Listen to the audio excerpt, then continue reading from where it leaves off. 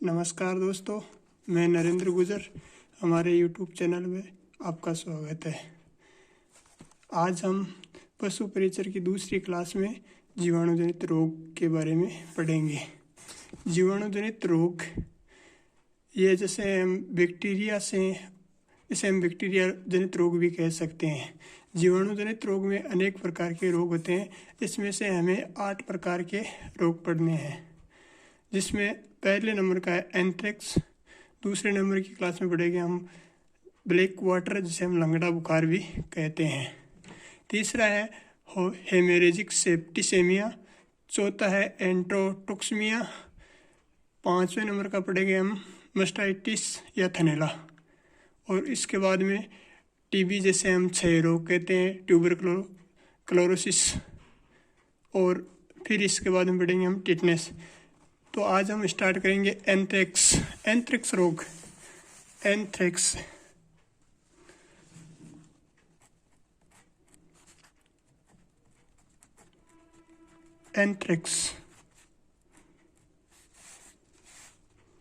Anthrax रोग के बारे में हम पढ़ेंगे। ये रोग एक जीवाणुजनित रोग है।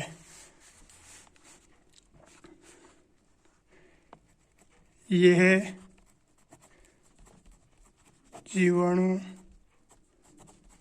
जनित रोग है।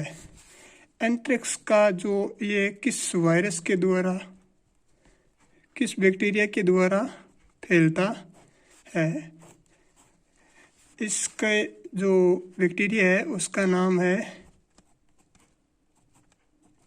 Bacillus anthrax.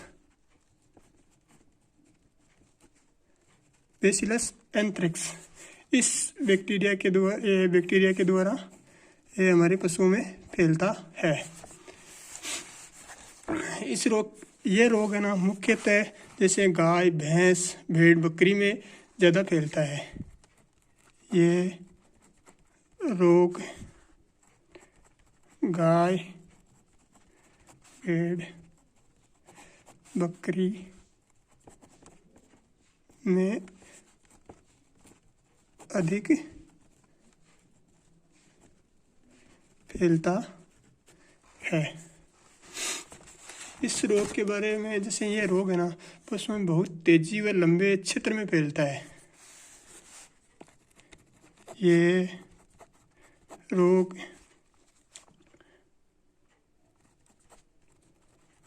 लंबे क्षेत्र व तेजी से फैलता है। ये जो मैं पॉइंट बता रहा हूँ, ये हमारी परीक्षा के तौर से बहुत ही महत्वपूर्ण है। इस रोग में सामान्य लक्षण क्या क्या है? लक्षण जैसे पशुओं में क्या क्या कठिनाई होती है, इसमें जैसे नाक का बहना 1 नंबर।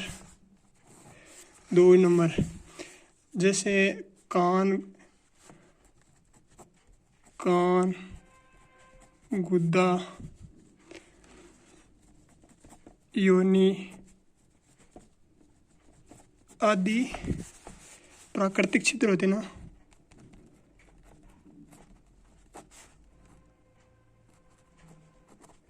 छिद्र, इनके द्वारा रक्त का स्त्रावण होता है। यानी इसके लक्षण है कान यानी नाक बहना, कान, गुदा, योनि आदि प्राकृतिक छिद्रों के द्वारा रक्त का बहना। और रक्त होता है वो गहरे भूरे व काले रंग का होता है। जो रक्त बहता है ना, वह गहरे काले व भूरे रंग का बहता है। और इसके अन्य नाम, जैसे हम यहाँ लिख दें अन्य नाम, इसको हम तिल्ली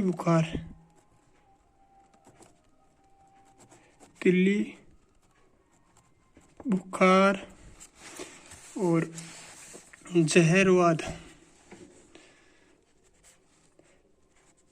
यह जहरवाद या जहरी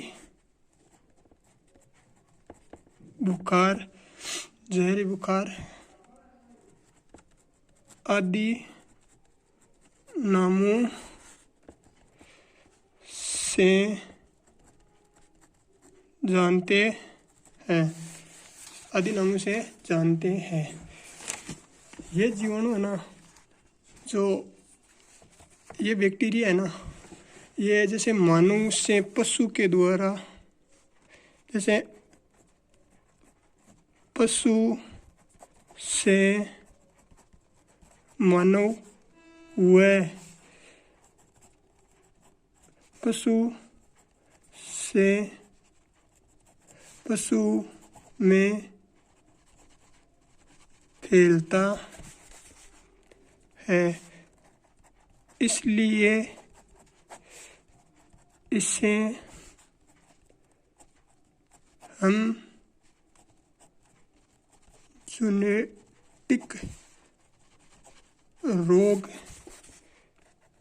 भी कह सकते हैं। ये रोगाणु, इस रोग के रोगाणु, इस रोग के रोगाणु है ना, जो बीजाणु या अंडाणु कह सकते हैं, बीजाणु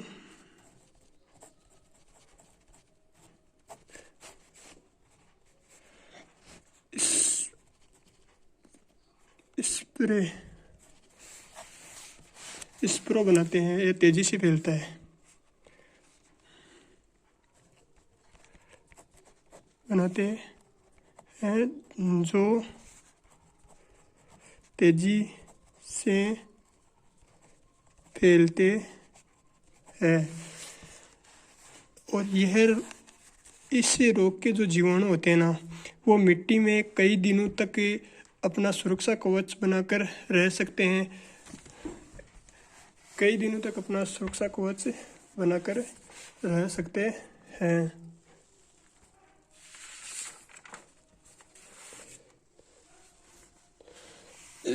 और ये जो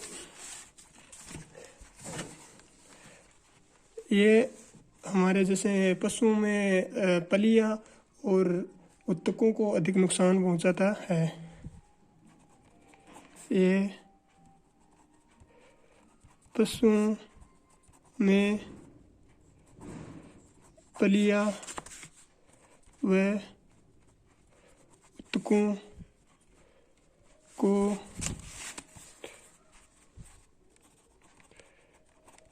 अधिक नुकसान पहुंचाता है। और इस रोग में सामान्यतः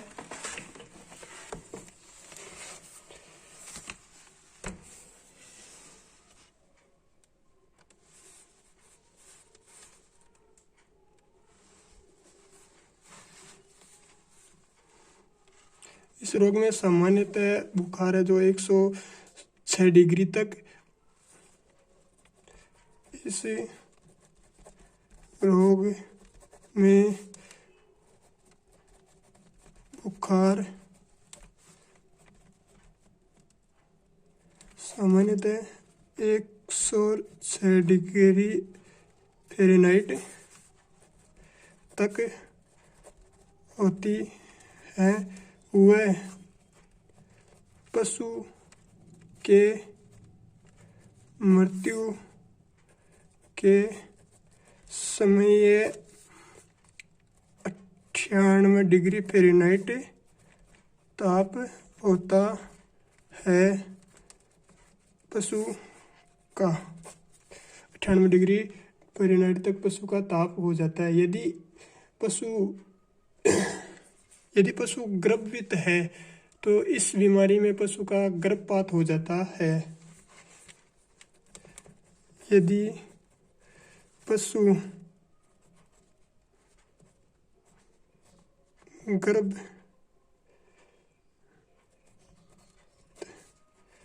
है तो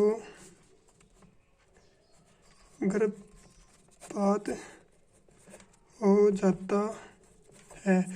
इस बीमारी में है ना, इस बीमारी में जैसे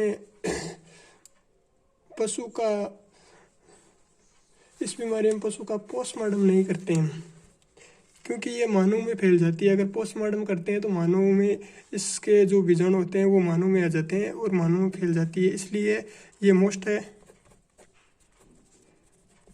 इस बीमारी में पशुओं का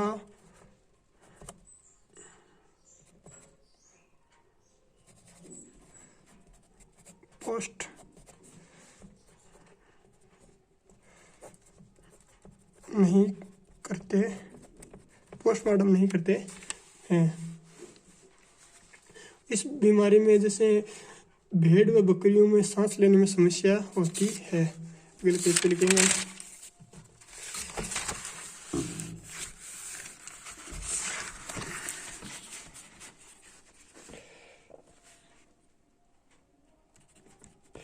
इस बीमारी में भेड़ बकरी में सांस लेने में समस्या होती है।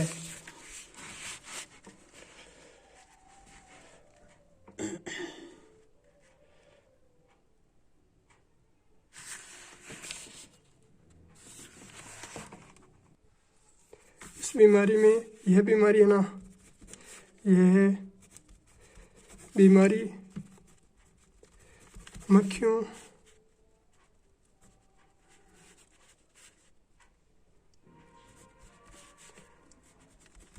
द्वारा फैलती है, मक्खियों द्वारा फैलती है। इस बीमारी में जैसे हमें सामान्य उपचार के लिए कौन कौन सी दवा काम में लेते हैं, तो इस बीमारी में एक नंबर है सल्फा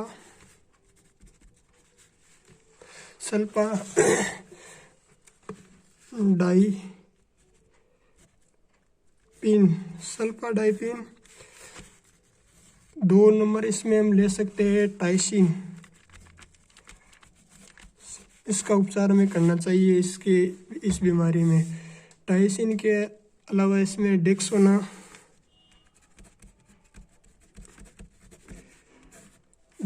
काम में लेते हैं। अगर डेक्सोना और इस बीमारी में हमें एंथ्रेक्स स्पोरोवैक्सीन नामक एक टीका लगाता है। ये टीका सबसे महत्वपूर्ण है। टीका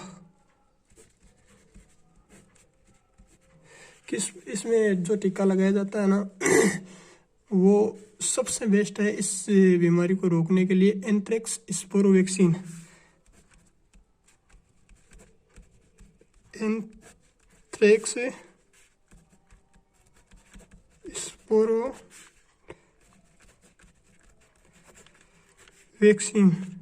इसका 1 ml टिक्के में लगाया जाता है स्पोरोवैक्सीन का।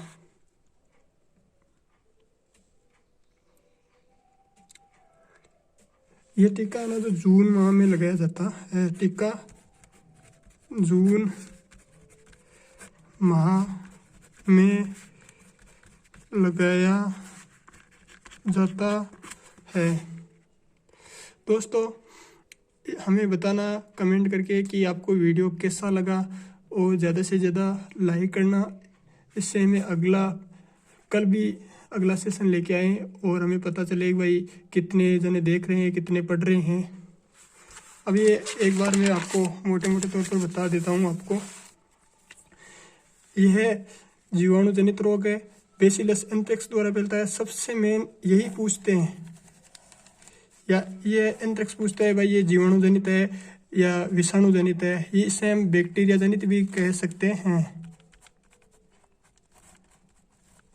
बैक्टीरिया जनित।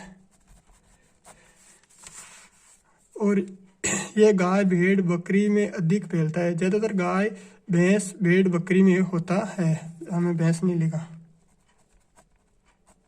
भैंस गाय भेड़ बकरी में फैलता है। यह रोग लंबे समय तक व तेजी से फैलता है। इसकी अवधि होती है वो होती है 70 से 80 घंटे ज़्यादा से ज़्यादा। इसके सामान्य लक्षण नाक बहना, कान व गुदा योनि से प्राकृतिक छिद्र, कान ये प्राकृतिक छिद्र होते हैं, नाक होते हैं, कान है, गुदा योनि आदि छिद्र से रक्त का स्त्रवण होता है, रक्त का स्त्रवण होता है।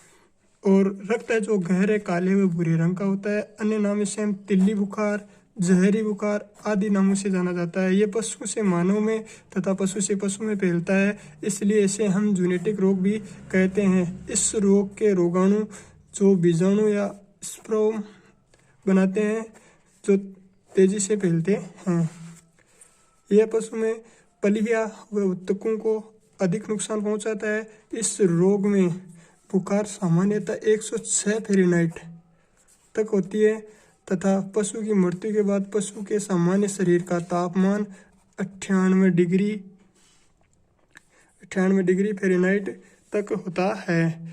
यदि गर्भपात हो तो, यदि कोई पशु गर्भित हो, जैसे वो गर्भित हो तो उसका गर्भपात हो जाता है। इसमें यह पूछा जाता है सबसे ज़्यादा कि यदि पशु गर्भित हो तो किस बीमारी से उसका गर्भपात हो जाता है परीक्षा में।